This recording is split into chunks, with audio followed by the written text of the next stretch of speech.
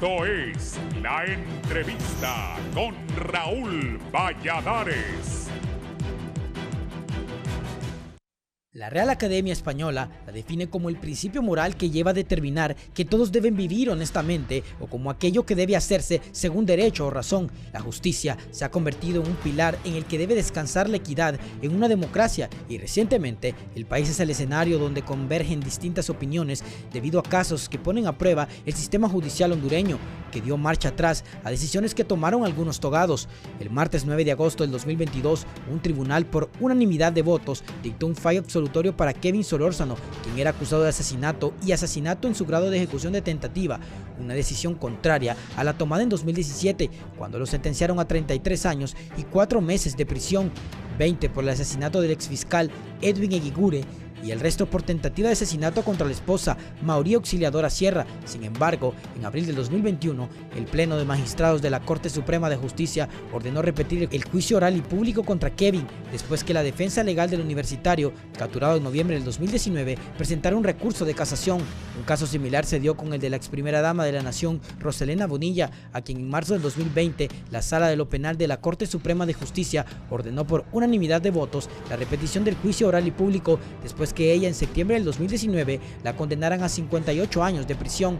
No obstante, la diferencia entre ambos casos es que Solórzano resultó inocente, mientras que la ex primera dama la volvieron a encontrar culpable, pero de acuerdo a diferentes analistas, estas y otras actitudes del Poder Judicial exponen varias falencias a la hora de impartir justicia, pero también aplauden la capacidad de reconocer los errores y corregirlos, aunque el costo por hacerlo es alto, ya que representa tiempo y dinero para el acusado y al mismo Estado, que trata a través de entes investigativos mantener su postura. Pero los expertos consideran que si bien cometen equivocaciones por diversas circunstancias, cuando un juez imparte justicia en otros países, hasta en el propio Estados Unidos, son varios los casos de personas que fueron juzgadas y sentenciadas, pero que al final, transcurrir los años, descubrieron que se trataba de un error y que era inocente. Otros conocedores del tema manifiestan que también por esas decisiones del Poder Judicial el país podría ser demandado por diferentes razones, lo que aparte del dinero gastado por sustentar la acusación, se deberá pagar por los daños causados al enjuiciado. Por lo pronto, la justicia hondureña enfrenta un momento en el que la población desconfía en ella y según dijo en una ocasión el analista Raúl Pineda, en Honduras existen abogados que conocen la ley y otros que conocen a los jueces. Expertos en temas de seguridad manifiestan que el país debe invertir en el fortalecimiento de la investigación para ayudar a los jueces que tengan claridad a la hora de emitir un fallo judicial certero.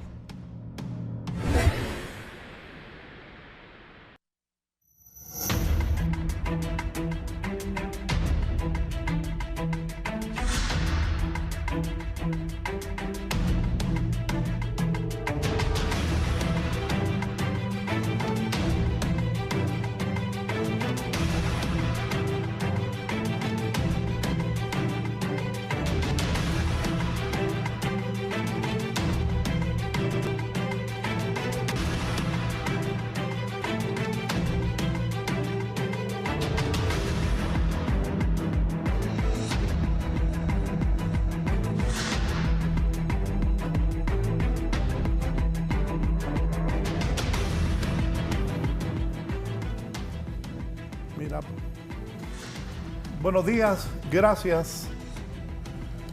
Han dejado libre a Kevin Solórzano, estuvo 7 años preso.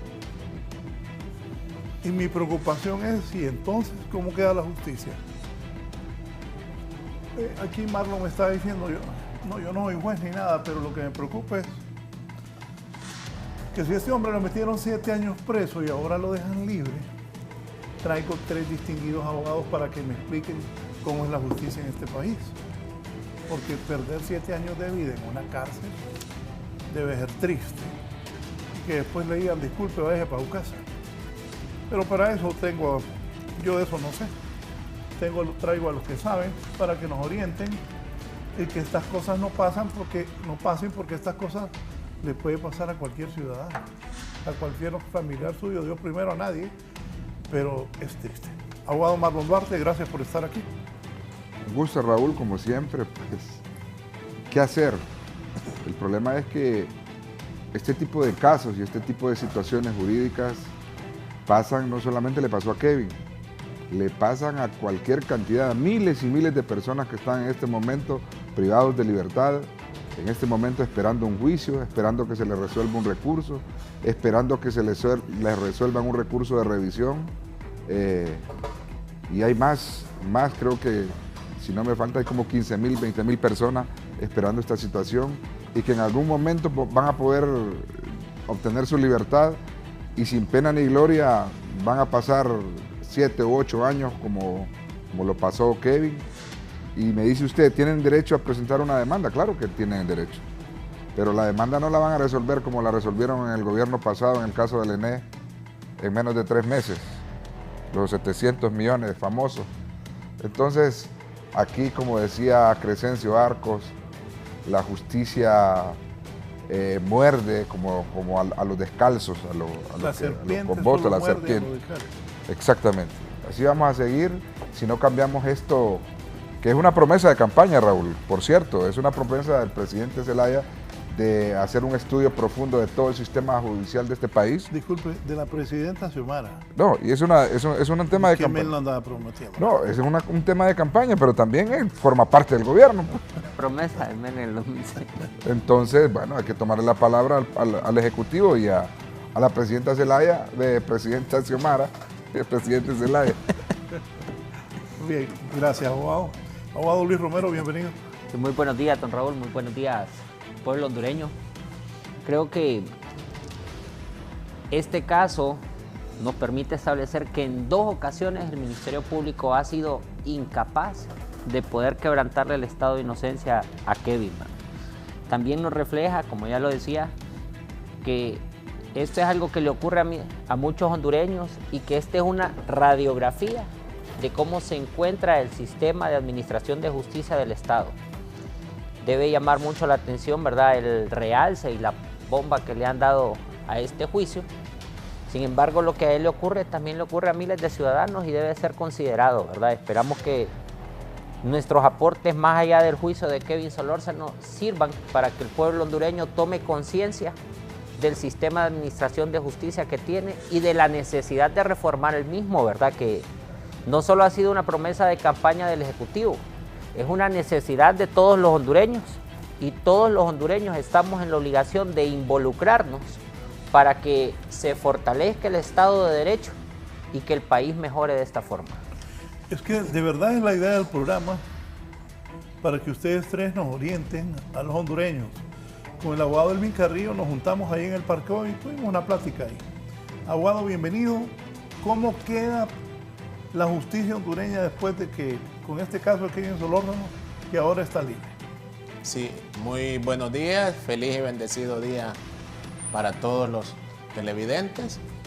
Una pregunta, Raúl, muy amplia en relación, pues esperamos que podamos evacuarle y responder a las necesidades jurídicas, legales, relacionadas precisamente pues a esta interrogante y que deviene y deriva precisamente de este caso emblemático, muy mediático en los medios de comunicación, relacionado con la lectura de sentencia absolutoria el día de ayer a favor del encausado o imputado Kevin Solórzano, que ha quedado con una carta de libertad provisional para los efectos de que el Ministerio Público, si así lo considera oportuno, presentar pues un recurso de casación para tratar nuevamente de revertir la sentencia que ha sido dictada el día de ayer. Cuando escuchó el fallo, ¿qué pensó?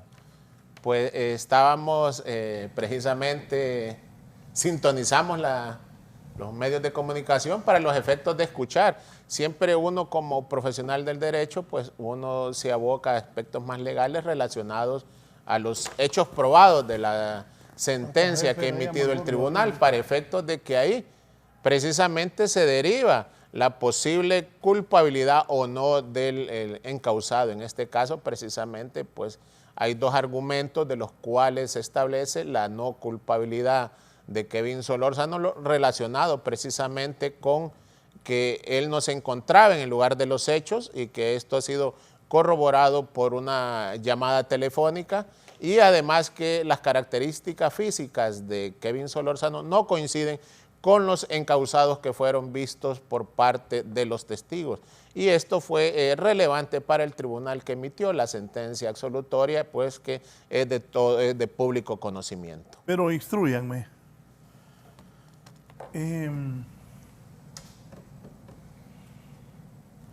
¿Y los que lo condenaron a 7 años?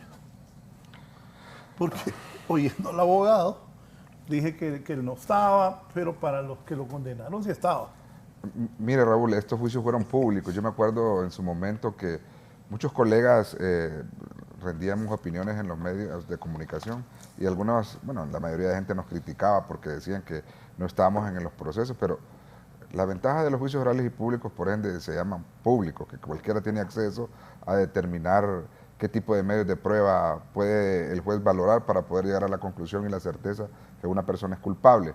En el caso de Kevin, lo paradójico es que solo existían pruebas testificales que fueron contradictorias entre sí durante todo el proceso. Es decir, si usted me dice a mí que yo vi una persona de gorra, de barba, que es lo primero que le voy a dar al que le está haciendo el retrato hablado, pero posteriormente al que detienen, esa es otra persona que no concuerda absolutamente con la descripción que yo le di a la persona de retrato hablado, y es el sospechoso principal, porque aquí lo raro es lo siguiente: si usted no lo pudo ubicar en la escena del crimen, ¿verdad?, usted lo hubiera tenido que ubicar mediante pruebas científicas determinantes. El problema es que durante 8 años el Ministerio Público no pudo, y aun y cuando tuvo el tiempo para poder hacerlo. ¿Por qué? Porque habían supuestamente otras personas que participaron en el hecho. Y mi pregunta es, ¿dónde está la investigación en contra de estas otras personas que participaron en el hecho? ¿A quién han detenido? ¿Qué actividades o qué diligencias investigativas realizaron durante 8 años para poder buscar a estas personas, reafirmar sus tesis acusatorias, reafirmar la condena que le realizaron a Kevin? Pero no lo hicieron. Y la pregunta que nos hacemos todos: ¿cuál es el móvil del hecho? Aquí en Honduras pasa cualquier cantidad de este tipo de casos, pero la mayoría de casos suponemos que el móvil del hecho fue este. Y la más fácil es ajuste de cuentas. La más fácil, pelea de territorio. La más fácil es pelea entre maras y pandillas. Eso es la más fácil, pero jamás con certeza se le puede establecer a un tribunal de sentencia que efectivamente pasó así. Estábamos viendo nosotros, porque como decía el abogado Romero, no solamente es el caso de Kevin, nosotros en una proyección mundial que existe, es una proyección que hacen Estados Unidos de cómo se miran los países en cuanto a Estado de Derecho. Y lo hablábamos con su amigo Yanni el día de ayer, y de 139 países, Honduras está en el 129, óigame bien, de percepción en cuanto a la aplicación de justicia y la observación de un Estado de Derecho. Es decir, que por encima de nosotros están casi el 90% de los países africanos. En Honduras, en Centroamérica, en Latinoamérica, solo Nicaragua y Haití, Venezuela, ¿verdad?, porque lógicamente la lista la hacen en Estados Unidos, están sobre nosotros. De ahí, nosotros está Zambia por encima de nosotros. Está Mozambique por encima de nosotros, está Irán por encima de nosotros, Irak por encima de nosotros. Entonces usted le da la percepción a usted que ¿cómo nos mira Mozambique a nosotros en cuanto a la aplicación de justicia? Lo que tenemos que nosotros hacer es buscar la manera de copiar, porque aquí copiamos todo, pero copiemos lo bueno. Fíjese que usted en Estados Unidos, que es uno de los países más grandes del mundo, usted es raro que va a pasar por un tribunal de sentencia, por una corte, porque ya son cortes, y usted va a ver un juicio oral y público. Usted es muy raro. O sea que en Estados Unidos hay cualquier cantidad de cortes, pero es muy raro que usted someta un juicio penal a criterio de un jurado. Y le digo por qué. Porque las investigaciones en Estados Unidos son más contundentes. Entonces, a uno como abogado, lo único que le queda en un país de eso es buscar una negociación con la fiscalía para que le reduzcan la pena, porque de antemano la fiscalía tiene, lógico, estamos hablando de los casos estatales, olvidémoslo de los federales porque esa es otra situación, pero en Estados Unidos la mayoría, casi el 98% de los casos quedan en las etapas primarias, que es la primera vez que llevan ante el juez. ¿Por qué? Porque usted sabe de antemano que el fiscal, cuando presenta la acusación, como dicen, tiene las pruebas en la mano suficiente, que no le queda a usted, sale en el video, sale el ADN, sale la declaración testifical que concuerda. O sea, absolutamente la prueba científica lo involucra en la escena del crimen. En Honduras no. Y ese es el caso de Kevin. Nunca se pudo ubicar a Kevin en la escena del crimen. Entonces, si científicamente no pudo probar que efectivamente participó o estuvo en el lugar, en la escena del crimen, lógicamente cualquier tribunal tenía que haberlo absuelto desde un principio. Pero ¿cuál es el otro problema que surgió en el caso de Kevin?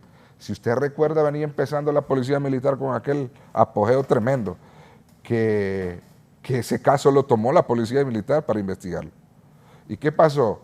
Preferíamos quemar la policía militar por haber tenido una mala investigación en ese caso o condenar a Kevin. ¿Quién era más importante en ese momento? ¿Kevin o la policía militar? Pues lógicamente Kevin fue el que se tragó, por decirlo así, 7 años por salvarle la credibilidad que supuestamente tendría la policía militar. Abogado Romero. Recordemos que este fue un juicio que polarizó a toda la sociedad hondureña. Sin embargo, como usted ya lo mencionó, al final la opinión que importaba era la de los jueces que juzgaban. Partiendo de eso y de todo lo que decía el abogado Duarte y Carrillo. Esos jueces que condenaron a 7 años a ese hombre, ¿cómo se sienten ahora que ve que lo dejen libre? Bueno, es que acordémonos que la medida cautelar de prisión preventiva no va en razón de la culpabilidad o del proceso, simplemente es para asegurar la presencia del acusado partiendo de que el delito era un delito grave, que era un delito contra la vida y que existía el peligro de fuga. Ese fue el razonamiento que utilizaron en todas las instancias para mantenerlo a él preso.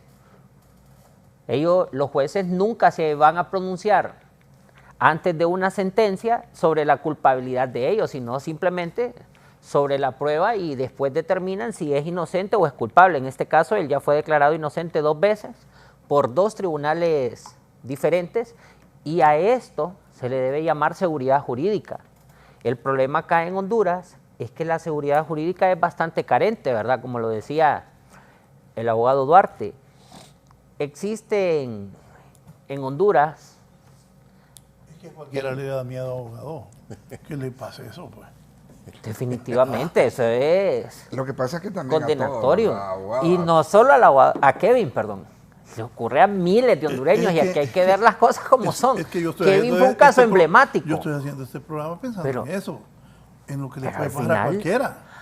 Pero al final Kevin entró a la cárcel siendo un cipote, ¿verdad? Y ya salió ahorita, a los 20 y tantos de años. Aquí creo que terminó ingeniería o algo, estaba estudiando. Ponemos nosotros, inocente tribunal de sentencia, una cosa. Absuelve de cargo al joven Kevin. Ya voy a ordenar que le quiten joven, pues ya no está joven. No, está joven todavía. No, pero ya está más Nosotros grande. ya no estamos jóvenes. Pone eso, pues. Pero imagínense cómo es la justicia en Honduras, ¿verdad? Y es que la única sanción, y ya así lo prevé la ley, que existe o por lo que puede demandar Kevin, al menos en el derecho interno, es contra el fiscal que presentó las acusaciones.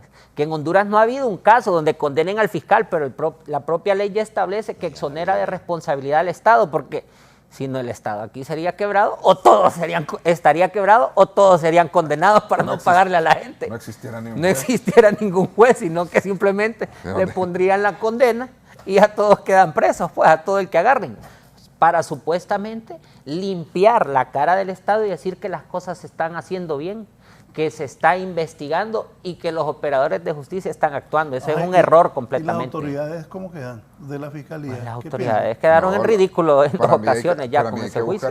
Investigar quién fue que se encargó de emitir un informe y con ese informe tan pírrico presentar una acusación de la tal magnitud. O sea, la persona que falleció era una persona, si bien es cierto, ya no era fiscal, pero lógicamente es una fiscal. Y yo también soy un abogado connotado, el abogado Yibure lleva sus casos en los tribunales de justicia, pero hay que darle una respuesta a la familia. O sea, esto no puede quedarse así, o sea, la familia no puede ir a sentarse a su casa, esperar que no se hizo nada y volvemos a la pregunta, ¿dónde están las otras personas que participaron en los hechos?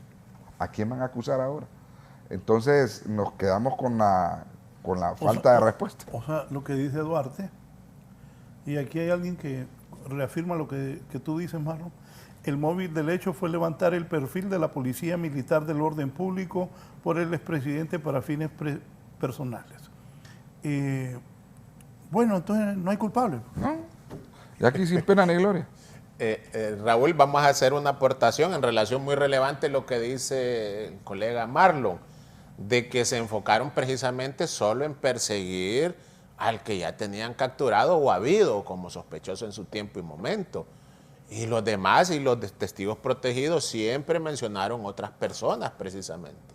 Y entonces, en estos 7 años no se investigaron, no se individualizaron, no se buscaron las formas, las maneras, mediante las técnicas especiales de investigación para identificar, individualizar a estas otras personas. Sino, mire, solo contra el que ya tenían, pues ya en la cárcel en su tiempo y momento.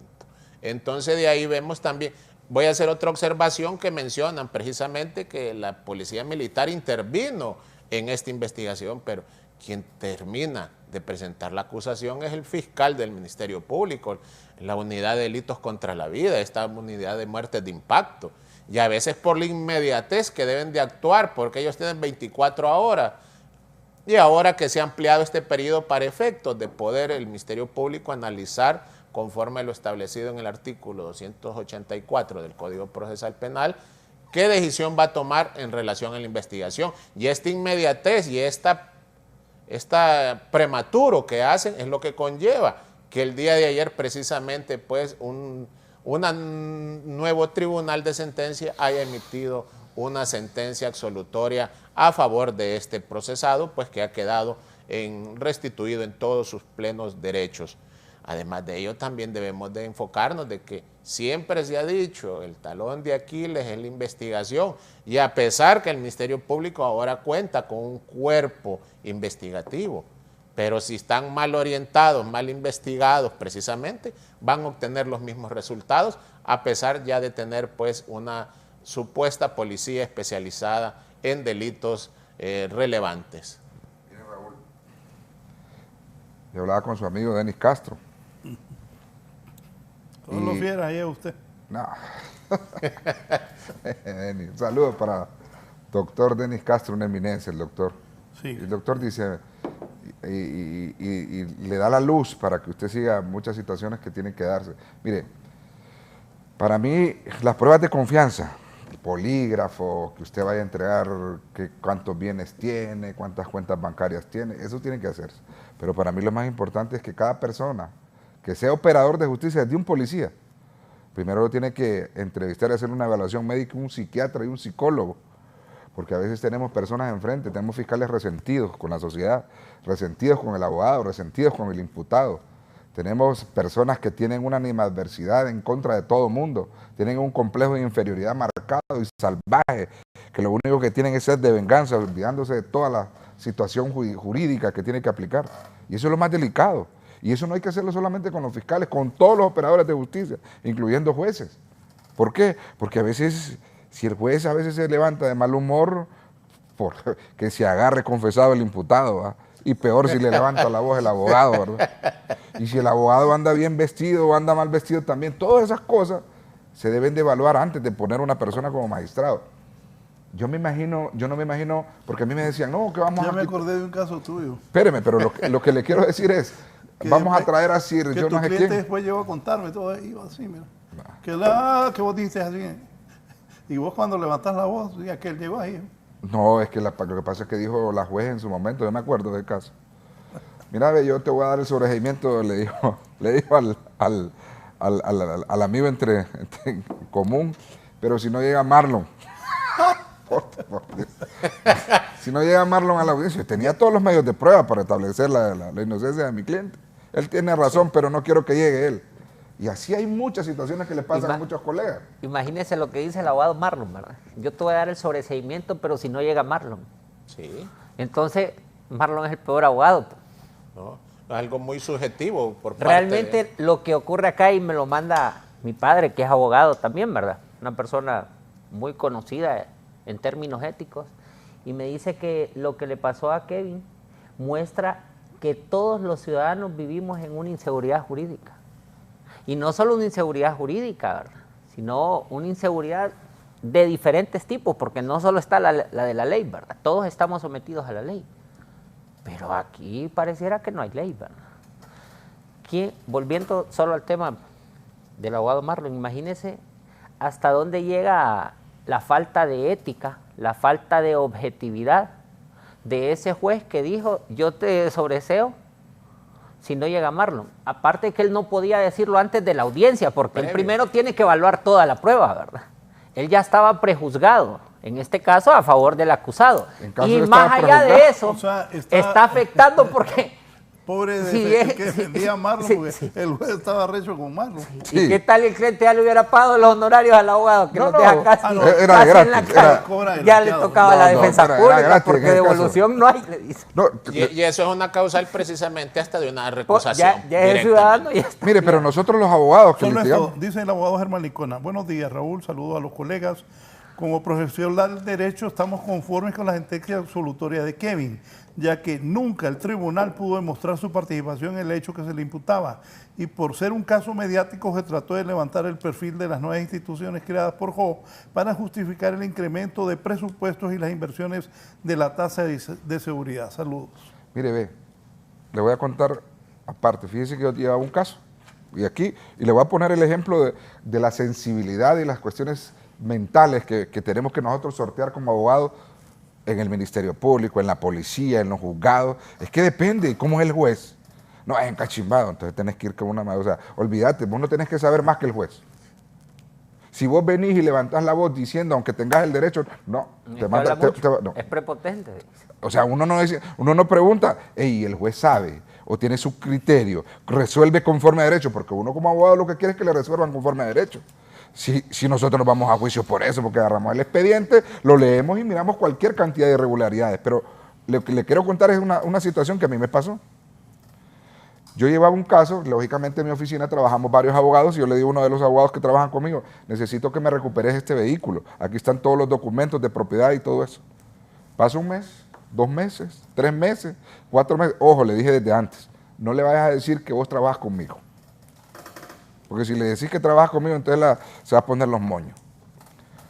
Pues cuando al 4.º mes, Raúl, mira, le digo yo, pero es que ese carro se está deteriorando, es un carro muy caro que está estacionado y le está cayendo el sol, le está pegando el sol, le está cayendo el agua. Pero me dice, yo le presenté todo y la fiscal me dice más mañana. ¿Sabes qué? Le digo, sentate aquí. Decile a la fiscal que te van a quitar el caso y se lo van a dar a Marlon Duarte. Y que vos no tenés ni para pagar la escuela de la niña. Fíjese que yo hoy ahorita en la tarde me devuelven el carro. Por Dios. Entonces volvemos a la misma sensibilidad de la justicia de Honduras. La justicia de Honduras es sensible. Y le digo otra cosa, como decía el abogado Carrillo, la mediatez de aquel momento en el Kevin. No, fue la presión, Raúl. La presión que debe haber llegado un coronel y le dijo, acuse. ¿Cómo catalogar las decisiones de la Corte de repetir juicios? Pues, Raúl, con esa inquietud, esa pregunta que plantean precisamente, creo que ya está enmarcado también según nuestra normativa procesal, que contra estas sentencias precisamente definitivas puede recaer un recurso de casación por varias formas y maneras. Y precisamente cuando es declarado con lugar este recurso de casación es que le dio vida nuevamente al caso de Kevin y le dio la oportunidad incluso en su momento de defenderse en libertad para que sea nuevamente repetido el debate, el juicio ante un nuevo tribunal que no haya conocido la causa. Y sí me llama la atención relacionado de que puedo asumir o presumir de que en este nuevo debate sí no fueron incorporados algunos medios de prueba que fueron admitidos en el primer debate y por consiguiente de este se deriva que ya con estos medios de prueba ya no se pudo determinar una posible participación o culpabilidad de Kevin.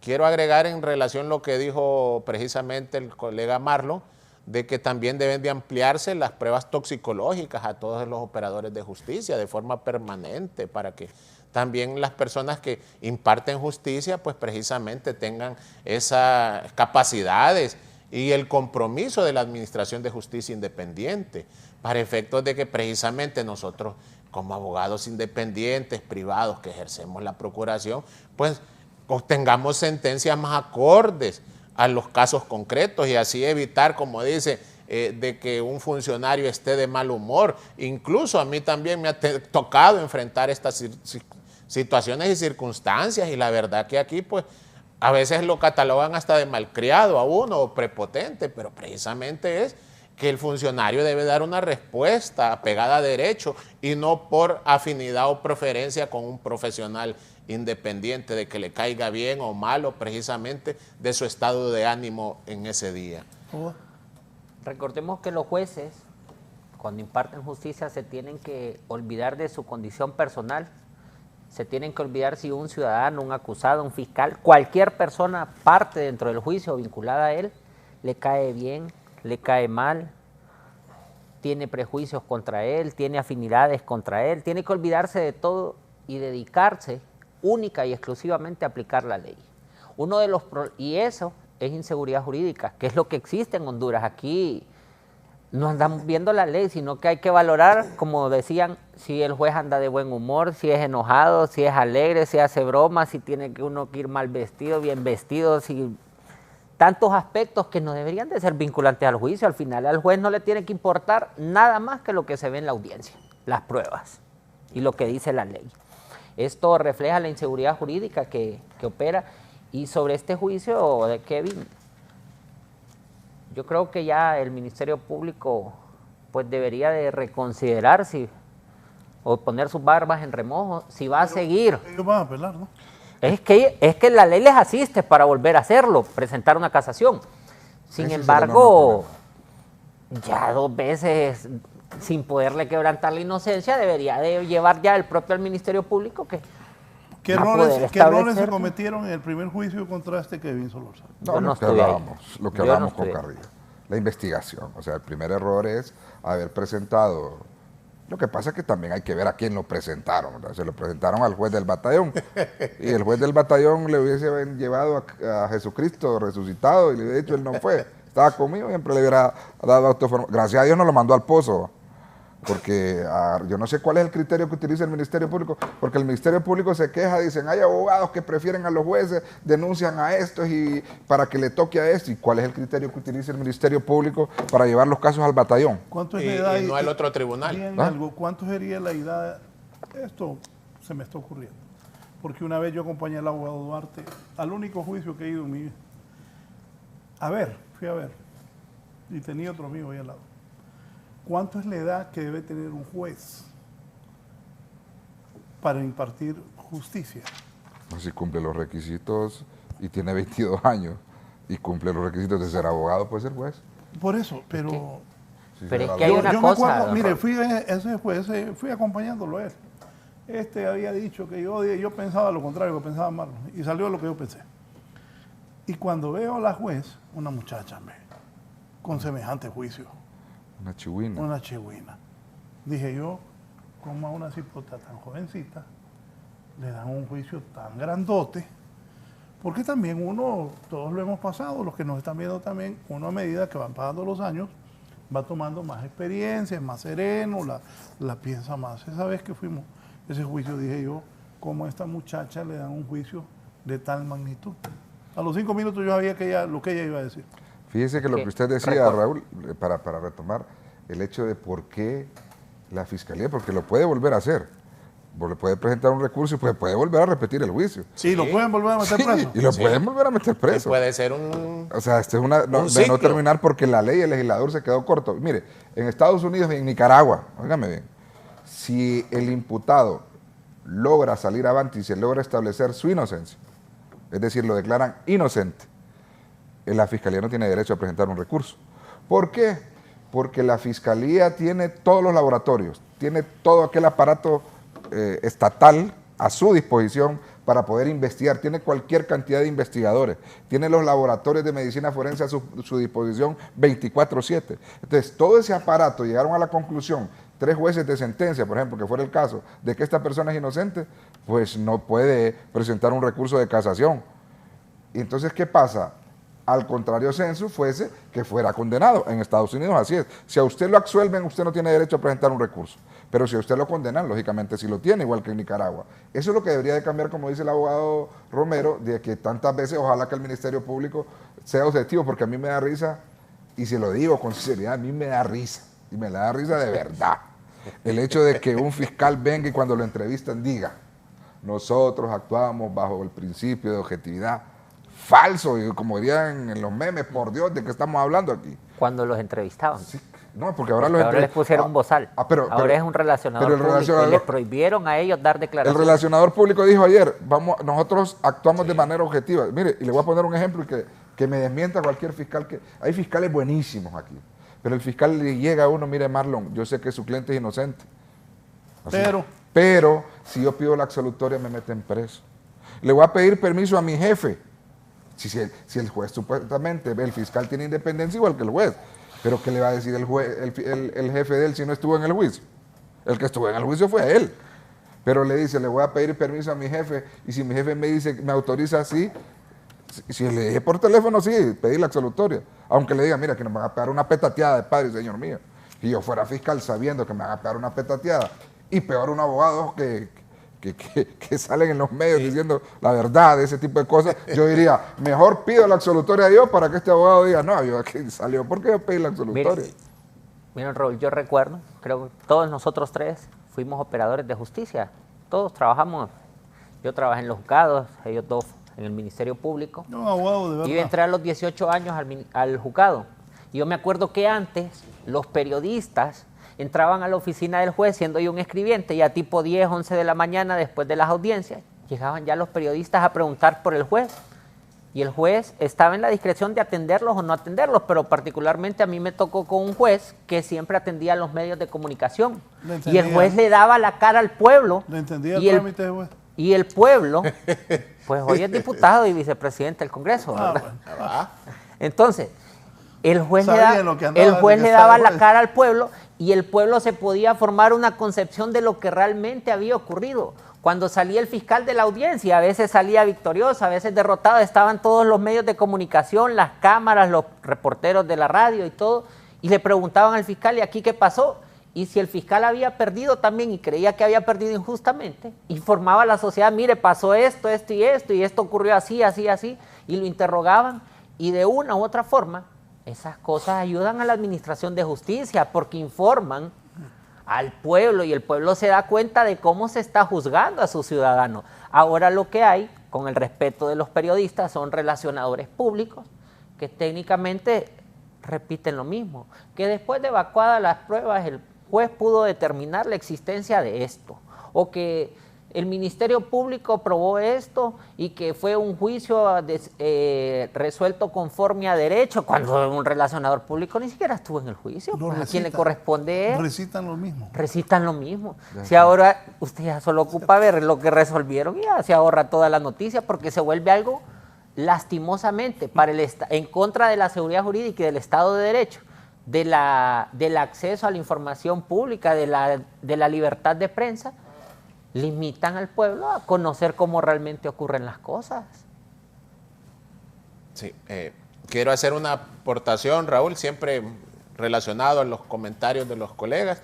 Precisamente ayer ya el portavoz del Ministerio Público, como le dice el abogado Romero, ya estaba haciendo presunciones del análisis de que esta sentencia para efectos de presentar su recurso de casación. Pero esto dependerá entonces de los fiscales que conozcan de la causa, determinar desistir o no de esta acción, aunque si ellos persisten en la creencia de que Kevin Solórzano es el responsable, pues van a presentar dicha recurso de casación. Ahora quiero mencionar el Ministerio Público, precisamente, a esos fiscales, precisamente, yo siempre soy del criterio de que esos fiscales de audiencia que precisamente ahorita ya se están trasladando a los diferentes tribunales de la República, son los que dan la cara por la institución. Incluso pues en su tiempo y momento ellos les toca poner de sus recursos para pagar copias, transporte, algún almuerzo, algún posible testigo. Son los fiscales de audiencia que dan la cara por la institución, y lamentablemente también pues la cúpula, que está altamente cuestionada y señalada por otros hechos y actos. En el Ministerio Público ahora existe una unidad de respuesta inmediata, que esto es precisamente aquellos expedientes administrativos, investigativos, que están con alguna posibilidad de presentar requerimiento fiscal, pero aquí ya les ponen, como decimos, una maquila.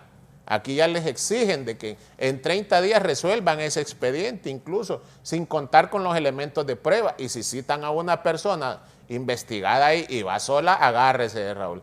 Ahí se lo comen los fiscales, incluso con actos de intimidación o coacción hacia precisamente la persona que está siendo citada, porque ellos están, que les ponen tarifa que resuelvan esos expedientes. Entonces vemos que estas estrategias que han utilizado no son las más idóneas y adecuadas para efectos de una investigación objetiva e imparcial.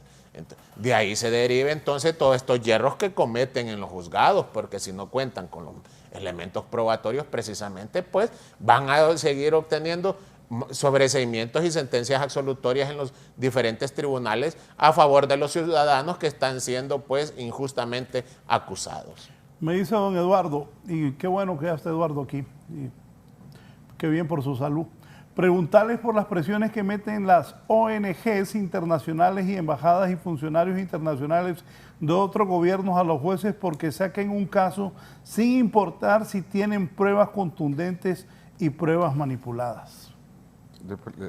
Buen punto ese. Ajá. Sí lo hacen. Mire, en descargo de muchas situaciones que están pasando en el país, nosotros somos abogados, dicen que entre gitanos no nos leemos la mano. Esa lista Engelman, volvemos a ese punto. La ONG revueltas aquí, creo que hay otros programas ahorita defendiendo las ONG. Y yo le aplaudo al doctor Matthews lo que hace, que sea valiente y siga manteniendo su posición. Todas esas ONG saben de todo. Aquí hay que preguntarle a todas esas ONG, a la SJ, al CNA. Primero hay que pasar el currículum del funcionario que usted va a poner como funcionario a la embajada. Hay que preguntarle, ¿está bien que ponga este ministro? De ministro de Salud, de Educación, porque como que pareciera que el que gobierna no es el que ganó las elecciones. Es que le mandó una lista. Pues sí, y usted bien sabe. Entonces, ahorita hay un dime que te diré que déjenme de ser veedor de lo otro, que no me gusta este diputado. Entonces yo lo que les digo a la sociedad civil dicen, yo no los elegí yo no sé si el abogado fue a elección para elegirlos ahí. Se autoeligieron. No. Se autoeligieron. Entonces ellos son metidos y andan zampados en todos los que... Yo estoy de acuerdo que sean veedores, pero ya decir, no lo quiero a este. Entonces digo yo, ¿por qué ellos no en las elecciones se postulan como diputados para que ya estén en el Congreso legislando, que se les postulen como alcaldes para que estén gobernando una alcaldía? Y no es que estén todos los días. Lo que pasa es que, como decíamos, las presiones, ¿de dónde viven ellos? Del dinero que les dan, porque son parásitos de otros países. Y de eso viven. Si no trabajan en esa ONG, no trabajan en ningún lado. Pero el punto es, volviendo a eso que decíamos de las presiones. Mire, en el caso de la lista Engel, pusieron en esa lista Engel todos los funcionarios que participaron, que los acusaron en un caso de Banadesa. Y ojo, el caso ni siquiera ha ido a sentencia. Entonces usted como abogado, defensor o como imputado, como están ellos, ¿cómo se sentirán que los pusieron en esa lista Engel? Por ejemplo, ahí hay un señor de 70 años que era el bodeguero, que ganaba 8,000 lempiras y está en la lista Engel. El señor ni sabe, me dijo, yo nunca he ido a Estados Unidos. Y ahora, ¿quién le da la información de ese caso en específico a los Estados Unidos?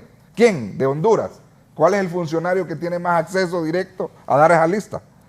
Otro ejemplo, ponen a Russell. Si el caso de Russell es del 2008, el del 2010 es el caso de Casaña, ¿por qué no los pusieron desde antes de la primera lista Engel? Entonces, ese tipo de presiones es la que nosotros tenemos que lidiar día a día, aparte de lidiar con los procesos, ¿verdad? Entonces, me parece que ese tipo de injerencias, o decir, estamos de acuerdo que se haya presentado requerimiento fiscal, si lo dice un embajador y el juez lo único que va a hacer es mandarlo preso. Entonces, ese tipo de cosas, Raúl, son las que debemos de evitar y Cancillería debería sacar un comunicado. Y la vez pasada, sí, Eduardo Enrique Reina, ¿sí?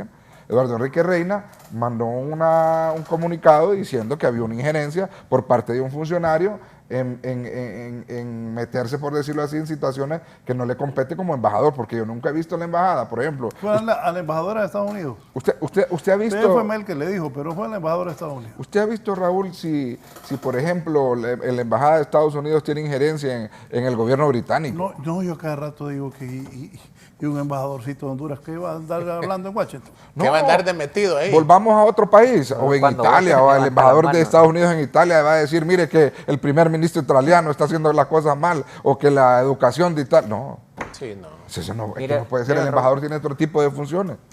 Yo no le he dado seguimiento a determinar cuáles son los parámetros que utiliza Estados Unidos para determinar si está o no está en la lista Engels. Pero de Russell, del abogado Russell en particular, yo sí puedo decir que todo el pueblo sabe que él no fue acusado por un acto de corrupción. Él fue acusado por un abuso de autoridad y una violación a los deberes de los funcionarios, porque en aquel entonces, supuestamente, porque él otorgó el Canal 8 y supuestamente se lo quitó a un empresario. Entonces vino el empresario y presentó la denuncia al Ministerio Público que él se había salido del apego correcto a la ley porque esa frecuencia como que ya había sido adjudicada a él, no sé las interioridades. Pero eso no es un acto de corrupción. Eso fue algo realizado en el ejercicio de sus deberes y aquí hay una realidad. Hoy tenemos un Canal 8, antes no teníamos un canal del Estado y hoy tenemos un canal del Estado y es un canal beligerante.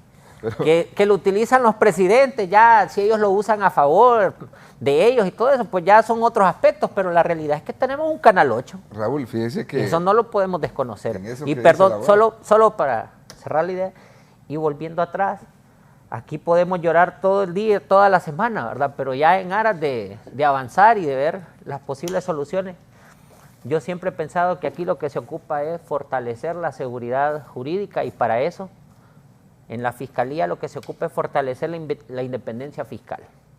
En mi opinión muy particular, yo creo que aquí lo que se debería hacer es dejar que los fiscales resuelvan como quieran y fortalecer la supervisión nacional de fiscales. Y si un fiscal resuelve fuera del margen de la ley, que lo investiguen y lo acusen, si se prueba que cometió delito, agarró dinero, lo que haya sido.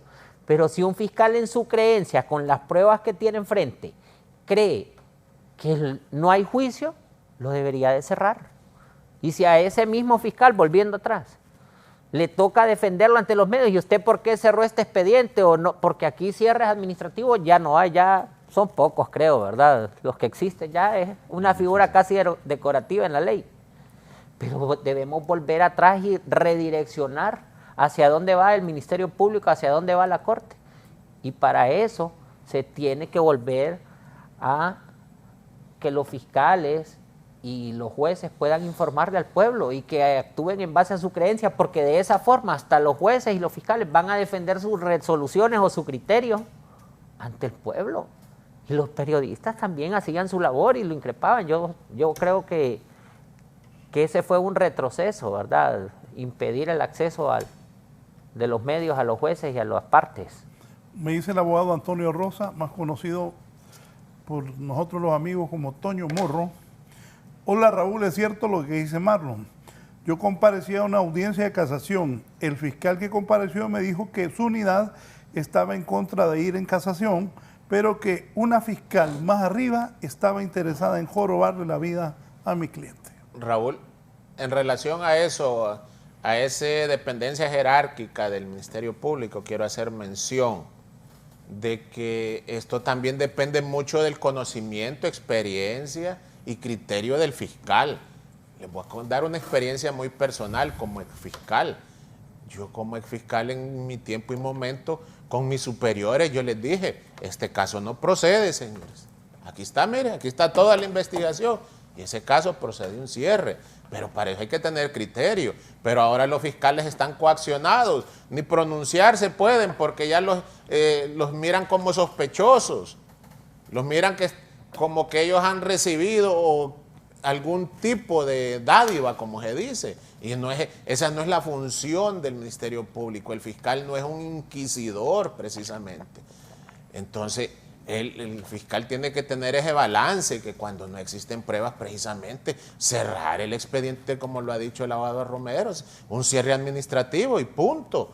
Y ahí patalee quien patalee, sea superior. Pero ahora desde arriba vienen las órdenes que ahora hay memorándum que por todo usted tiene que recurrir. Hay circulares que todos tienen que hacer uso del recurso, aunque no tengan las bases para hacerlo. Entonces, desde ahí vemos entonces que la política que está encaminada del Ministerio Público está de forma errónea aplicándose.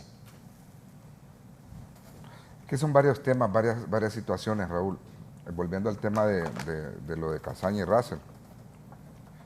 Fíjese que los delitos prácticamente tienen una figura y es un requisito imperativo que tiene que existir para la comisión de un delito. En primer lugar, usted tiene que dañar a un bien jurídico protegido. La lesión de un bien jurídico. En el caso de Russell, dice que el delito de abuso de autoridad es en perjuicio de la administración pública, pero en el caso de Russell fue abuso de autoridad en beneficio de la administración pública, porque quien utiliza el canal es el Estado. Entonces, ¿por qué no se lo han devuelto? ¿Quién sigue cometiendo el tal abuso de autoridad? Mire, le voy a contar algo, para que me quede callado. A mí me hicieron pagar 120 mil lempiras, me hicieron pagar. Pero El Tribunal Superior de Cuentas, por ese mismo Canal 8. Para que lo paguen ahora ahí con la presidenta Xiomara, porque el canal lo tiene el Estado, ¿sí o no? Estado. 120 mil fui a pagar, porque pero en el yo caso fui de... presidente con Conatel después. Entonces el Tribunal Superior de Cuentas me condenó a pagar 120 mil lempiras Por una falta administrativa. por Canal 8, correcto. Eso pagué. Pues en el caso de Casaña es peor aún, le voy a decir por qué. Porque es tan fácil de entender. Y Casaña ni iba a Estados Unidos, pobrecito Casaña. No, miren el caso de Casaña en el presupuesto general de la República en el Mire, 2010. si aquí de los 4 que estamos aquí, solo usted de Estados Unidos. De ahí nosotros no. Ya no voy a ir, imagínate. Hace de ellos estamos hablando nosotros. de la embajada. Ya me van a meter aquel cuartito. Mire, Raúl, en el caso de Casaña en el 2010 el Congreso Nacional aprobó el presupuesto general de la República, incluidos 100 millones. Óigame bien lo que es tan fácil de entender. En 5 minutos le desmaraño ese caso. Dele, abogado. En el 2010 aprueban el presupuesto general de la República, incluyen los 100 millones que habían ganado los jubilados y pensionados en este país, maestros. Y el aumento era de 300 lempiritas al mes. Pues vino Casaña y se los va a dar porque ya le estaba. Pero vino la Comisión Nacional de Banco y Seguro y les dijo, no pueden dar esos 100 millones, pueden dar 50. Vinieron los viejitos, hicieron una huelga y vino Pepe Lobo y en un consejo de ministros dijo que se pagara, porque ya estaba aprobado por el Congreso Nacional. Pero mire que solo el pobre Casaña, porque Casaña ni siquiera era miembro del IMPREMA, sino que formaba parte de las organizaciones y levantó por una moción a los demás que mencionaron y a los que lo aprobaron el pago, no los metieron presos. Por un beneficio directo al gremio. Lo que pasa es que Casaña mueve toda la gente libre en Santa Bárbara, pues. Entonces buscaron la manera y miren dónde está. Pues el que está en la lista Engel, sin causarle. Y lo peor aún, Raúl, fíjese que hubo un dictamen del IMPREMA donde dice que Casaña no causó un perjuicio económico y el Tribunal Superior de Cuentas también. Ahí donde está en perjuicio de quién. Este es el caso que nos tiene... Afectación a la administración pública. Afectación a la administración pública. Y la otra situación es que ¿qué podemos hacer? Yo digo, si nosotros no obligamos al Estado, mientras los diputados ahí están, que emitan o hagan una ley de investigación, no vamos a caminar en este país. Si no existen las cosas claras de cómo se debe investigar, cuánto tiempo, y le digo por qué. Ahorita me están viendo un saludo para los empresarios, alcaldes de la zona de Copán, de Ocotepeque, al amigo Juan Carlos Elvir. Mire el problema que tienen los empresarios de Copán, los empresarios de Ocotepeque, de Santa Bárbara. Ahí tienen encima un montón de agentes de la lucha, presionando a los que les dicen, mire, usted tiene demasiado dinero y ha tenido un incremento patrimonial según llamada anónima, pues los están casi extorsionando para presentarle acusaciones. Yo le dije a Juan Carlos, todos vénganse para acá, Tegucigalpa, vayan a los medios. ¿Por qué? Porque háganlo público lo que le están haciendo. Fíjese que a usted viene, ya le dan el listado al fiscal y le dice, solicite órdenes de captura, allanamientos, aseguramientos, ya le van a quitar todas sus cosas. En esta carta de intenciones que quiere la ONU que le firme para que venga la Sisi, según Luis Javier Santos dice que ahí está incluido que deroguen el decreto 193-2021, que es lo que reforma, donde a usted lo acusaban porque usted tenía un carro, una casa y una cuenta de 100.000 lempiras, ya le ponían lavado de activos. Así lo hacían, porque le ponían que no tiene causa o justificación legal de su procedencia. Suficiente. Si ni siquiera lo habían llamado, usted fue fiscal, usted no lo llaman para que justifique, usted le presentaban el requerimiento fiscal por lavado de activos. O sea, ni le investigaban si este celular usted lo compró proveniente de su trabajo, sino que se lo aseguraban. Y le pongo el ejemplo más claro. Usted tiene su casa, Raúl, pero si usted en este momento que la construyó hace 15, 20 años, yo creo que usted no tiene un recibo de la bolsa de cemento que usted la hizo. Pero en aquellos tiempos, si venía un fiscal, ya le ponía su matrícula, bueno, a los Rosenthal una casa de 1939, ya le pone la matrícula de la casa y ya le hace un avalúo así que vale más o menos 5 millones y ya le metía lavado de activos. El ejemplo de la casa de los Mata también. No, hombre, y la casa de Chimirri. Con el principio de retrospectividad que le dice. Mire, abogado, la casa de Marcelo Chimirri. O sea, ahí íbamos, todos los liberales íbamos a la casa de Chimirri antes de que Mel ganara. Se acordamos. Se la pusieron en privacidad. Óigame, una injusticia. Y se la pusieron a la esposa en el juicio, o sea, de la casa, la misma casa que estaba antes de que fuera funcionario, porque la casa está registrada antes de que fuera funcionario. Nosotros fuimos a defender esa casa, esa misma casa, tanto para Marcelo como para la mujer, ¿va? Para la esposa, para doña Francia. La casa de la mamá de Chimirri, aquella casita que estaba por el Central, también se la aseguraron. Óigame, abogado, una casita humilde. 1970 y algo esa casa. Sí, hombre. Sí. Pues volvemos al Esos tema. son los abusos. Volvemos al tema. Estamos en indefensión ante eso. Yo lo que quiero decirle que me entienda la gente es lo siguiente, Raúl. Si usted tiene, que dicen que con ese decreto les quitaron y le cortaron las alas para que Luis Javier Santos no pueda investigar el lavado de activos, falso, Luis Javier Santos, falso, se lo digo en su cara y le voy a decir por qué. Porque si usted viene y a alguien le imputa que la casa que usted tiene proviene de una actividad ilícita, usted pruébele que esa casa usted la compró vendiendo marihuana, vendiendo cocaína, vendiendo armas, pero no me va a decir que solo porque a usted se le ocurrió decir que una casa proviene de una actividad ilícita, pues tiene que probarme la actividad ilícita. La Constitución de la República, Raúl, para terminar, dice: todos somos inocentes mientras no se demuestre lo contrario. ¿Quién le demuestra lo contrario? La Fiscalía. Quien le imputa una acción tiene que probar que usted es culpable. No dice la Constitución, todos somos inocentes mientras no se demuestre lo contrario, excepto en lavado de activos donde sus bienes se presumen ilícitos. ¿A dónde dice? No dice. ¿Y sabe que presentaron un recurso de inconstitucionalidad en contra de ese decreto? Aduciendo que países como Finlandia, como Noruega, como Suiza, allá se invierte la carga de la prueba. Y Noruega, Finlandia son los primeros que están en primer lugar, los países que están en primer lugar en percepción de Estado de Derecho. Y Honduras está en el 129 y se atreve un fiscal venir a decir que lo hagamos como Finlandia. Usted le va a preguntar a un cafetalero tierra adentro si tiene libros contables, porque aquí todo, si usted no pasa el dinero por el banco, es ilícito. Usted le va a dar un cheque a un cortero de 1.500 lempiras de toda la semana. Usted le va a dar un cheque a una persona que le compró 10 cabezas de ganado o que le compró 50 libras de queso. Si le compró 100 litros de leche, le va a dar un cheque de un banco que tiene que venir a Tegucigalpa para cambiar. En una zona remota de Honduras. Si usted va a los juicios, eso es ilegal. Entonces, ese tipo de cosas debemos regularlas, debemos sentarnos y decir: señores, no podemos venir a decir que solo porque su declaración de impuestos no coincide con lo que manejó en los bancos, es lavado de activos. Entonces todo Honduras tendrían que meterla de lavado de activos. Hubieran 350,000 personas mínimas presas por lavado de activos porque no le coincide la declaración de impuestos sobre la renta con lo que pasó por los bancos. Solo permítanme, voy a una pausa y continuamos. Amigo, buen día, me puede mandar el celular de Marlon Duarte. Gracias, me tirás algo, ya te conseguí un cliente. Mira. Una pausa, volvemos.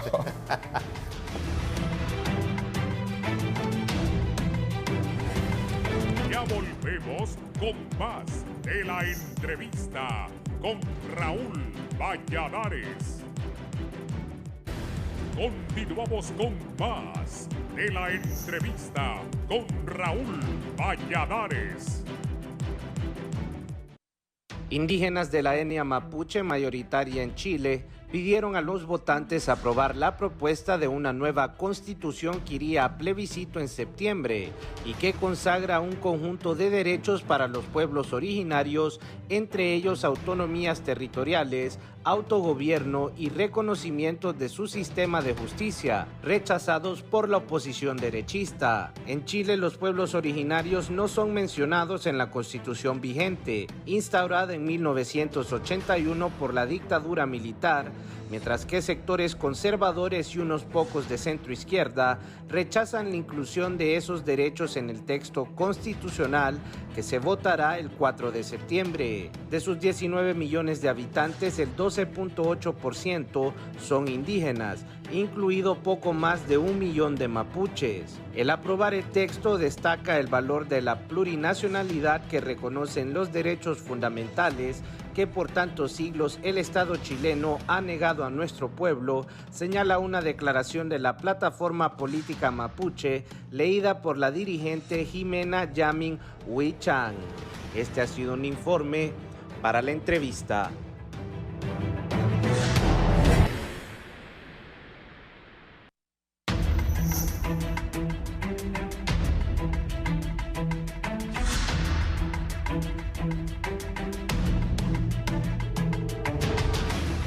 Estoy de acuerdo que esas ONG las investiguen a todas. Investiguen. Porque como bien dijo Marlon, ni yo fui a votar, ni el abogado Carrillo, ni el abogado Romero, ni nadie de nosotros aquí ha ido a votar y se autodenominan que son representantes de nosotros, del pueblo, y eso no es cierto. Investiguen a todas las ONG. Buen día, Raúl, me dice el abogado Félix Irías. Preguntarle al amigo Duarte y demás panelistas quiénes son de la rotación administrativa de los fiscales, puesto que cuando interponemos una denuncia se asigna a un fiscal que al menos lo rotan y el que viene agarra de cero el caso e inclusive, dice el abogado Félix Irías, e inclusive con diferente criterio, lo que imposibilita que salga un requerimiento fiscal con celeridad. ¿Qué piensan? Esa es una de las falencias del sistema. Yo siempre he dicho que es necesario para mejorar la administración de justicia que el fiscal que conoce el juicio desde la etapa de la denuncia sea el mismo fiscal que llegue hasta el juicio oral y público, porque siempre van a haber injerencias, van a haber detalles, van a haber actos que no necesariamente se consignan, pero que cuando el fiscal esté en el juicio se acuerda de ellos, para bien o para mal, ¿verdad? Aquí, por ejemplo, para mejorar la estadística del Ministerio Público han creado un filtro en donde ya usted como ciudadano va y ya no pone la denuncia, tiene que pasar por una previa evaluación, partiendo solo de su historia, si el fiscal lo autoriza o no lo autoriza. Si la lleva por escrito, tienen un filtro. A mí me han rebotado varias denuncias ahí, simple y sencillamente porque a veces uno, como decía el abogado Duarte, le cae mal a la gente que está ahí, ¿verdad? Viene ¿Ah? Romero otra vez. Pues a mí me ha pasado y le ha pasado a los clientes teniendo la razón, ¿verdad? ¿Y vos cómo haces, Marlon? No, es que mejor ni firmo yo. Yo mejor cuando mando otras personas, mejor cuando voy al juicio, ya me toca ir al juicio, pues me toca, pues. Pero el abogado Carrillo ha estado ahí, abogado, usted tiene más experiencia en eso en los últimos años y sabe cómo se maneja eso de la fiscalía. Y el abogado Carrillo tiene bastante experiencia en eso, Raúl, porque pues fue fiscal, pues hasta hace muy poco dejó la fiscalía, se dedica a la litis. Creo que él tiene la mejor respuesta de esto que está pasando en Ofiltro. Antes que me dé la respuesta, el abogado Marco Zelaya también. Buenos días, Raúl. Saludos a los panelistas. De acuerdo con ellos, este caso desnuda al Ministerio Público. La ineficacia y la falta de investigación queda en total impunidad. Abogado Carrillo. Sí, quiero hacer una aportación siempre relacionada con lo dicho por el colega Marlon Duarte, remitiéndonos al delito de lavado de activos, incluso a estas acciones de privación definitiva de bienes de origen ilícito, que aquí tiran la atarraya a todos los bienes de los titulares de derechos, posiblemente tercerías de buena fe, y ahí todos esos bienes desaparecidos, el carro del novio, dañados. Y entonces este es un deber también que se debe darle el debido cuidado y diligencia a estos bienes activos, porque mientras no haya recaído una sentencia que haya quitado el derecho sobre estos bienes, los titulares siguen siendo sus dueños y pues deben mantenérseles en iguales condiciones o mejorarlas, pero nunca, la OAVI tiene un gran compromiso de hacer un inventario de todo y actualizar de todos estos bienes que ha recibido y pues, ver cuál es la situación y el estatus de estos activos, porque entonces aquí más bien están ocasionando un grave perjuicio, tanto a los activos de los titulares que incluso hay muchas empresas que han sido cerradas, que generadoras de trabajo y que no han sido vencidos en juicio, y estas empresas están cerradas y más bien lo que han ocasionado es un gran saqueo por parte de autoridades anteriores que deberán de ser investigadas si así lo corresponde. Relación precisamente, hablaban de la rotación de los fiscales precisamente.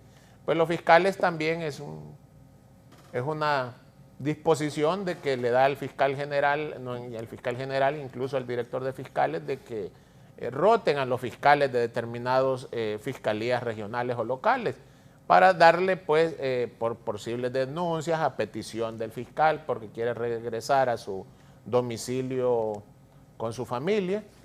Entonces estas rotaciones sí deben de ser precisamente, o incluso que el fiscal corra algún peligro o amenaza, pero también deben de ser analizadas, estudiadas, porque si estos fiscales conocen casos de impacto fuertes y que están siendo rotados, y hay que ver por qué está haciendo esta rotación, si es más bien para pretender sacarlos del expediente y poner algún fiscal con afinidad o con instrucciones en ese caso específico. Hay que tener mucha observación en ese caso concreto. Agregado de ello, lo que decía el colega Marco Zelaya, de que precisamente pues, se ha descubierto el talón de Aquiles, como siempre se ha venido diciendo, sobre la investigación. Ya vemos incluso ahora con el caso de Kevin Solórzano absuelto, ¿a quién se iba a investigar? El Ministerio Público. Usted es el encargado de darle respuesta a esa familia que perdió a un ser querido. Incluso me atrevo a decir que es un colega también, parte del gremio, a quien se le quitó la vida. Y entonces el Ministerio Público está en la obligación de dar respuesta a quienes fueron los responsables, los verdaderos responsables, y también que a ellos se les someta a un debido proceso, para efectos de que sea un tribunal independiente, allá con las pruebas allegadas al proceso y que estén íntimamente relacionadas con el caso. No es cualquier prueba, es una prueba que los relacione o vincule. De lo contrario, pues van a salir nuevas sentencias absolutorias a favor de estos encausados.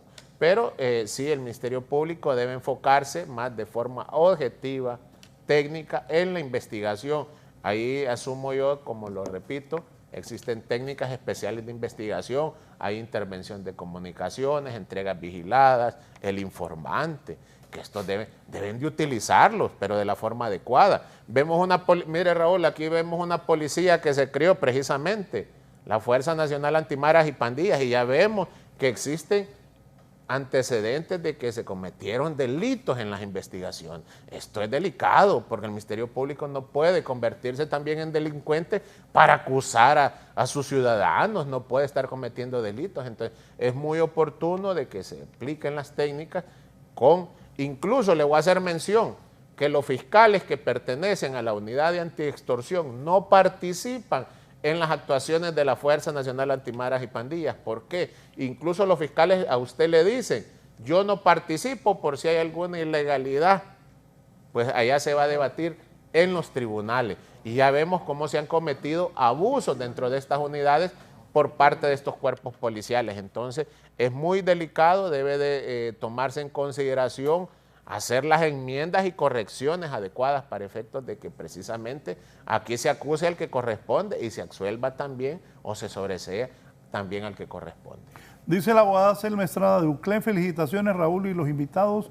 Pregúntele si las facultades únicas de querellar de la Fiscalía deberían hacerla para todos en vista del alto porcentaje de delitos y abusos que han hecho a la población. Saludos y gracias, dice la abogada Selma Estrada. También el periodista y abogado Lesman Aníbal Morazán le saluda.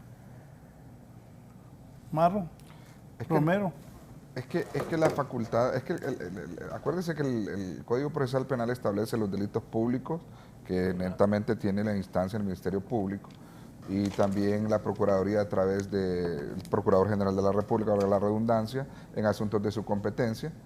Los delitos públicos de orden público, homicidio, asesinato, violación, el lavado de activos, etcétera, que no necesita el permiso del Ministerio Público. Están los delitos públicos en instancia particular, que los pueden hacer mediante querella. Me parece que eso se está refiriendo la abogada Selma Estrada, que eso lo puede hacer únicamente el ofendido o el Ministerio Público autorizando, ya sea mediante una querella o presentando un requerimiento fiscal del Ministerio Público. Y la otra es que, paradójico es, volvemos a otro caso, en el caso de Marcelo El único caso que tiene Marcelo Chimirri es un caso de violación y revelación de secretos. Y el Ministerio Público sabe de antemano que este es un delito de orden privado. Solo mediante querella se puede presentar, pero sigue sosteniendo los fiscales que, de acuerdo a la Constitución, ellos tienen participación en cualquier tipo de acción que contravenga un derecho fundamental de una persona. Si el derecho al honor es un derecho fundamental de una persona, entonces, sí, pero solo mediante querella puede la persona presentar la acusación ante un tribunal. Pero aquí un fiscal se tomó la atribución de asumir que tiene la autoridad para presentar un requerimiento por un delito de orden privado, cuando se trata de que solo la víctima, en aquel caso Manuel Zelaya, podía presentar una querella en contra de Marcelo Antonio Chimirri Castro, y ese es el tema que tenemos todavía. Y la otra situación, Raúl, ese caso de Kevin fue muy valiente y felicito por tener esa valentía a esos jueces y tribunales que con valentía resuelven estos casos mediáticos de una manera objetiva, pues, y una manera pública. Y como lo decía el abogado Romero, aquí hay que hacerlo público todo. Si las sentencias y las resoluciones, los jueces hablan por medio de ellas, sin necesidad de que se paren ante un medio de comunicación, simple y sencillamente sus valoraciones están en la sentencia. Y la otra es que dejen a los periodistas entrar a las audiencias de debate, porque el juicio oral y público se termina cuando ya se emite una sentencia. De ahí no volvemos a saber absolutamente nada. De ahí todo es por escrito, Raúl. Nosotros no sabemos las actividades de los magistrados en ninguna materia después de los juicios orales y públicos. ¿Por qué? Porque se convierte en esto, la única audiencia que existía antes era que usted iba a ir a ratificar lo establecido en la casación, y le decía el secretario de la sala penal o de la sala, sea breve, abogado, solo diga que ratifica los hechos. Ya estuvo. O sea, usted no podía exteriorizar algún sentimiento jurídico, por decirlo así, porque ya lo sacaban. Ratifica lo que manifestó en la casación, sí, váyase. Entonces, volvemos nuevamente al periodo que estábamos antes, en términos inquisitivos, que el Código de Procedimientos Comunes, que estábamos antes, y retrocedimos mucho al quitar esa oralidad y publicidad en las actuaciones de las diferentes etapas posteriores a la sentencia. De igual manera, como le repetía, así como existen fiscales de este tipo, la mayoría de los fiscales son fiscales buenos, comprometidos con su causa, pero lastimosamente nos han tocado algunos fiscales que tienen una animadversión en contra de ese sistema, pero que está bien marcada, y eso es lo que aspiramos como abogados, que cambiemos, y que lo único que necesitamos nosotros como abogados litigantes es que resuelvan conforme a derecho, y que lógicamente que cuando un fiscal sienta que una investigación está apartada de toda la realidad jurídica, el fiscal tenga la obligación o el compromiso de decirle a la gente, oíme, esto está malo, esto no se puede hacer así. Si no me traes una investigación clara para yo poder proceder en contra de una persona, no te puedo presentar un requerimiento fiscal. Sí, sí, sí. ¿Qué mensaje envía al mundo este caso, más aún cuando se esperaba la llegada de una misión para combatir la corrupción en Honduras? Bueno, en mi opinión particular son dos situaciones completamente aisladas. Del caso de Kevin, lo único que podemos rescatar es que evidencia cómo está operando la justicia en Honduras, que es lamentable lo que ocurre. Solo lo interrumpo con algo, viéndolo de la parte periodística, yo, como periodista, y en el parqueo lo platiqué con el abogado Carrillo. Si yo fuera ese muchacho Kevin y me zampan 7 años al preso, pierdo 7 años de mi vida. Eso bien. Y después me dejan libre, ese muchacho está en problemas, lo tiene que tratar un doctor, o sea, abogado es complicado esto. Igual que doña Francis, la meten preso 1 año y le dicen disculpe.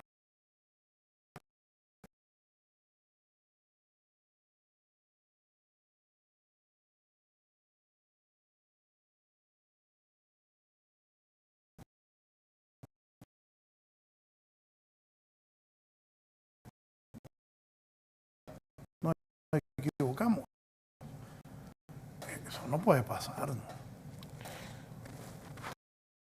Fíjese decir las cosas con entereza, y es que todo este tipo de anormalidades o de actos de injusticia que ocurren se generan en el Congreso Nacional, donde se legisla. Aquí realmente lo que necesitamos para avanzar como país es hacer reformas profundas al ordenamiento jurídico que cuando los jueces daban medidas y entró en vigencia la entró en el poder el nuevo gobierno, emitieron un decreto donde les ponían un bozal, aquel famoso decreto de la reforma al artículo 184, en donde le limitaban a los jueces el derecho de imponer medidas y decían que en los delitos estos y estos no se podían dar medidas. Ese fue un movimiento político.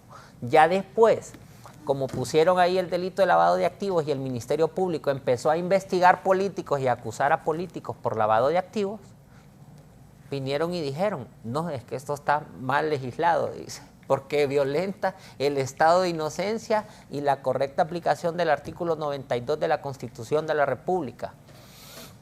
Y reformaron eso. Hemos podido ver también cómo en el pasado, en otro momento, el delito de lavado de activos, que era lo que decía el abogado Duarte, era manejado como un delito precedente, es decir, que se tenía que probar la participación en otro delito para determinar el origen del dinero. Y vinieron y reformaron y dijeron, no, ahora el delito de lavado de activos es un delito autónomo. Cuando los políticos se dieron cuenta que eso les afectaba a sus intereses, volvieron atrás a través del famoso decreto que ha sido cuestionado porque no fue ni siquiera legislado, sino fue declarado inconstitucional por parte de la Corte Suprema. Así hemos podido ver cómo históricamente la Corte Suprema de Justicia ha tenido una vinculación al ejercicio de legislar, porque en determinados momentos han operado en pro de los intereses del Poder Ejecutivo, del Poder Legislativo. Ejemplo de ello es el caso de la reelección. Ellos legislaron y dijeron que había que despenalizar el hablar sobre el tema de reelección. En ningún momento aprobaron la reelección como tal. Sin embargo, cuando un político dijo que ya la Corte había legislado y que la reelección estaba aprobada en Honduras, faltando a la verdad, a la moral y a la ética, a pesar de los muchos juristas que dijimos que la Corte no había dicho eso, la Corte no sacó ni siquiera un boletín de 3 renglones aclarando que la reelección seguía siendo ilegal y que ellos no habían dicho que era válida. La Corte también cuando resolvió sobre otros casos que afectan o que van en pro de la política del Estado, se alinea. Vaya, por ejemplo, aquí hay una cuestión que solo en Honduras y que es inédito, que ahorita ya se está derogando, creo que ya se derogó, el famoso Consejo de Seguridad. Habráse visto dónde se reúne el presidente del Poder Ejecutivo con el presidente del Poder Legislativo y el presidente del Poder Judicial, el fiscal general, el procurador general y los altos funcionarios del Estado para determinar la política criminal del Estado. Eso es un completo error. Vaya, por ejemplo, Estados Unidos es un país con tanta seguridad jurídica que una vez en un aeropuerto, creo que fue de Nueva York, se encontró el presidente Obama con el fiscal o la fiscal general de Estados Unidos y los vieron los medios, los captaron e inmediatamente salió la fiscal general y el propio presidente a aclarar que había sido un encuentro meramente circunstancial. Eso es muestra de un Estado de Derecho, ¿verdad? Pero aquí que todas las autoridades se reúnen a tomar un café y empiecen a decir, vamos a acusar a Sutano, vamos a acusar a Mengano, no, a este no lo toqué porque este está con nosotros. Eso es algo que le hace el Estado de Derecho, ¿verdad? Yo quiero señalar, vaya, por ejemplo, aquí se siguen ejecutando, y otra prueba, ¿verdad?, de que el sistema de administración está mal. Aquí se siguen realizando extradiciones sin una ley, cuando el propio presidente del Poder Judicial dijo la necesidad de legislar en pro de la creación de una ley de extradición porque no existía. No se ocupa ser abogado, ni ser científico, ni ser de Harvard para poder entender, don Raúl, que las extradiciones son ilegales. Particularmente, pues a mí yo llevé una extradición hace poco y me la devolví, solo esa había llevado y me la declararon sin lugar, la solicitud de extradición, y el ciudadano quedó acá. Pero más allá de eso, ¿cuántos ciudadanos hondureños han sido extraditados solo porque el Congreso Nacional no legisla? Ya olvidémonos de qué es ilegal, de qué es esto, sino que legislen, que empiecen a cumplir su función. Me dice el presidente del Colegio de Periodistas, ¿cuántos Kevin hay? Dice el licenciado Osman Reyes. ¿Cuántos Kevin hay privados de libertad? La justicia de este país es verdaderamente injusta. Muchos fiscales mienten, acusan con pruebas prefabricadas y no les importa el sufrimiento de la gente. Eso es porque no hay una consecuencia en contra de los fiscales, don Raúl. Y eso es propio de la seguridad jurídica. Los fiscales no le temen actuar de forma ilegal y arbitraria porque no han tenido hasta el día de hoy ninguna consecuencia.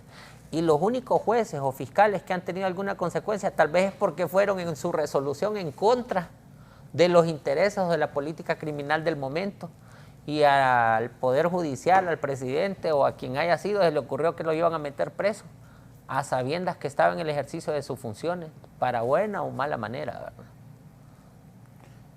Abogado Duarte.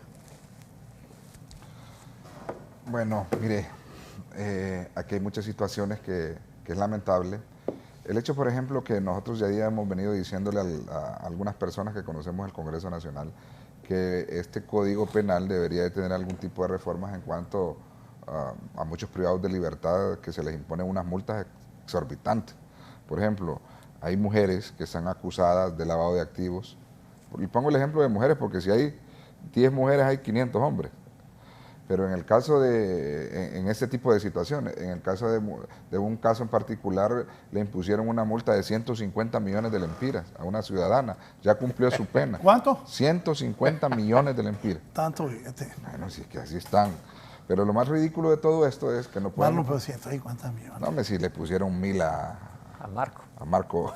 Bográn. Entonces, Raúl, ¿cómo alguna persona condenada cumplió su pena, cumplió los requisitos para que pueda ser objeto de un beneficio de preliberación, de libertad condicional? Y le va a decir un juez de ejecución, fíjese que no lo puedo dejar ir porque usted tiene una multa de 150 millones de lempiras. Si los tuviera y esa persona aparece con unos 150 millones de lempiras, la vuelven a meter preso otra vez por lavado de activos. O sea, ¿cómo es posible que en Honduras sigamos manteniendo como pena principal una multa?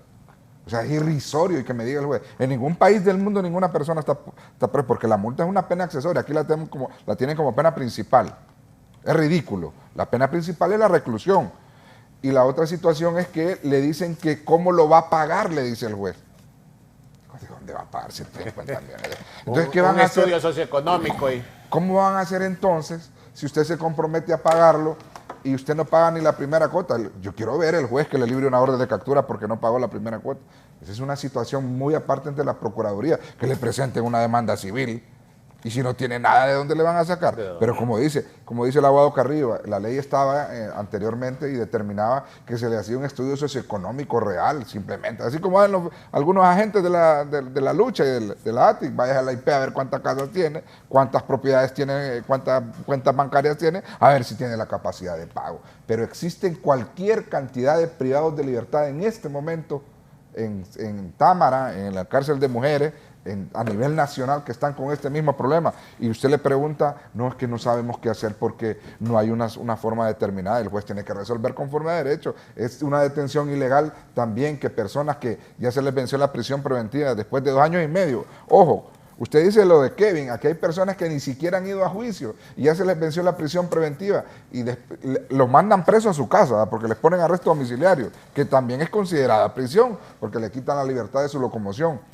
O sea, no se atreven ni siquiera a decir, señor, usted venga a firmarme un libro toda la semana porque fuimos incapaces en 2 años y medio de llevarlo a un juicio. Porque 2 años y medio es un tiempo prudencial. ¿Cuánto es la mora judicial? Yo creo que ahorita en este tipo de situaciones estamos enormemente atrasados en este punto. Imagínese eso, la muerte. Perdón, imagínese, usted me hablaba de que tenemos 32.000 presos, 34.000 presos.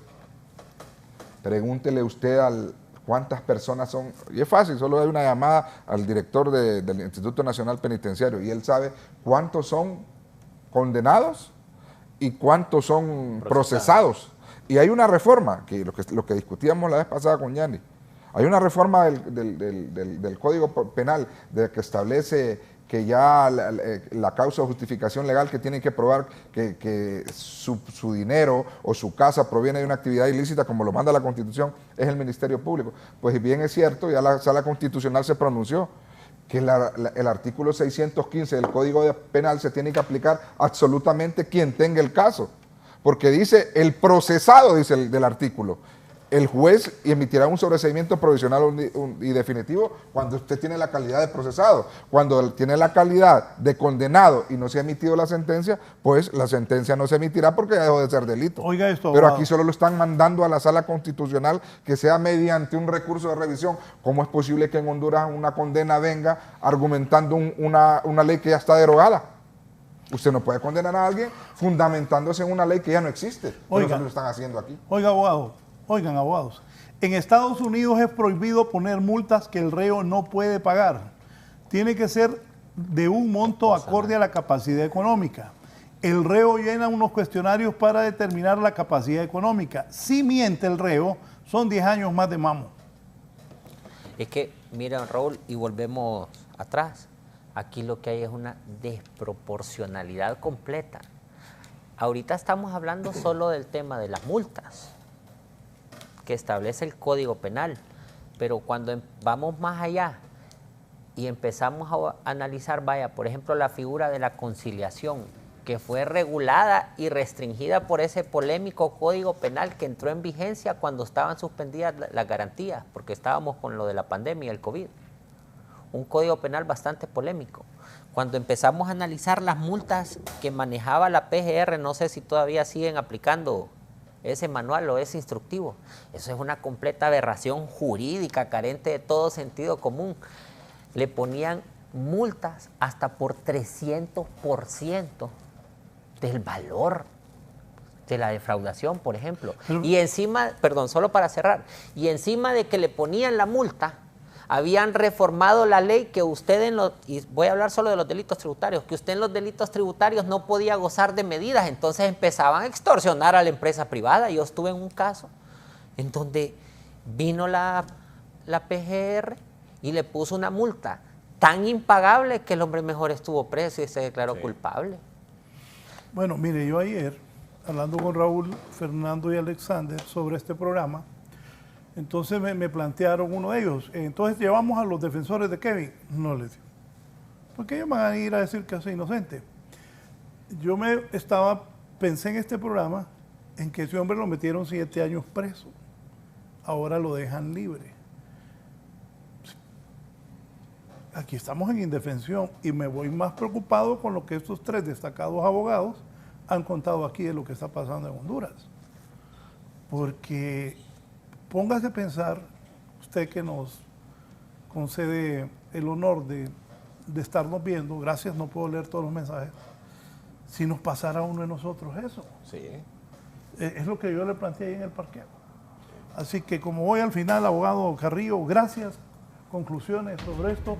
Sí. Delicadísimo lo que ha dicho Marlon, lo que ha dicho usted, lo que ha dicho el abogado Luis Romero, también de las falencias que tenemos en la justicia nuestra. Es delicado. Muy delicado, Raúl. Aprovechando ya para concluir, pues precisamente quiero hacer otra aportación de que cuánto tiempo ya entró en vigencia el nuevo Código Penal precisamente y aún muchos privados de libertad no cuentan con un nuevo cómputo según el nuevo código para aspirar o pretender aplicar algún beneficio como es la libertad condicional. Desde ahí vemos cómo está saturado el sistema, precisamente dándole respuesta a lo que decía precisamente, si no me equivoco, el presidente del Colegio de Periodistas de Honduras, que cuántos Kevin existe. Entonces, si no existe a esta fecha incluso cómputos con las nuevas reformas relacionadas al beneficio de la libertad condicional, entonces ahí hay muchos presos que perfectamente podrían estar en libertad, reintegrarse a la sociedad, estar con sus familias y pues pretender reformarse en la sociedad. Muchas gracias, abogado. Elvin Carrillo, que ha participado con nosotros esta mañana. Abogado Luis Romero, gracias. Bueno, gracias, don Raúl. Gracias al pueblo hondureño. En general, hacerle un llamado a todas las autoridades en general del Estado que actúen con ética, que actúen con profesionalismo, que para hacer esto solo tienen que hacer una cosa y es actuar completamente bajo los parámetros de la ley, en pro de los intereses de todos los hondureños y en pro de los intereses generales de la nación. Que es necesario que antepongan estos intereses por encima de sus intereses personales o particulares, que los hondureños seguimos confiando en que necesitamos una nueva clase política y que ellos como clase política están obligados a legislar para el beneficio de todos nosotros en general y que hagan lo correcto. Muchas gracias, abogado Luis Romero. Cierro con el abogado Marlon Duarte.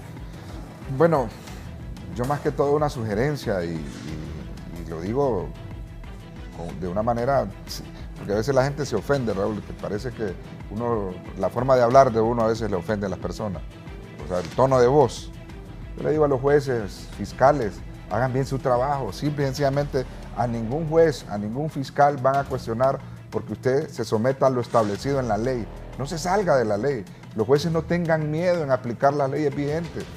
Aplíquenlas, no van a tener absolutamente ningún problema. Si existe una reforma, apliquen la reforma porque ya no es ley.